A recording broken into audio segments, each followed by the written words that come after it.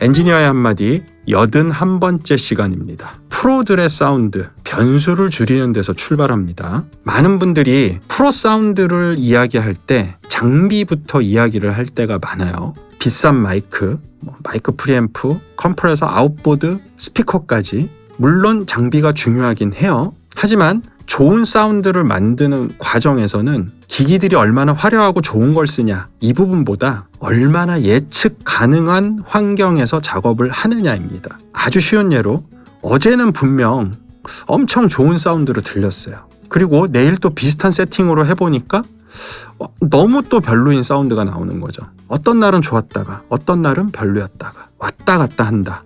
이 좋은 환경일까요? 그래서 프로들의 사운드, 이건 우연히 나오는 게 아닙니다. 항상 비슷한 결과가 나올 수 있도록 정교하게 세팅된 환경에서 가능한 이야기예요. 그러면 프로페셔널한 사운드, 만드는 환경을 어떻게 구성해야 될까? 첫 번째로 내가 지금 스피커를 통해 듣고 있는 이 환경, 이 공간에 투자를 해야 된다는 거. 그리고 두 번째로 모니터링 시스템을 구성하는 과정 안에서 변수를 최소화시켜야 된다. 그리고 세 번째로 항상 비슷한 컨디션으로 체크할 수 있도록 세팅이 돼 있어야 된다. 그래서 이전 쇼츠에서 제가 많이 이야기를 했지만 모니터링 관련된 체인들, 아날로그 볼륨 조절 롭을 쓰지 않는다거나 디지털 인풋이 지원되는 스피커를 쓴다거나 룸에 신경을 써야 된다라고 하는 이야기나 이런 것들이 다 엮여 있는 겁니다. 레코딩 때도 마찬가지예요. 녹음하고 있는 부스의 컨디션, 녹음하고자 하는 음원과 마이크와의 상관관계, 적정한 레벨로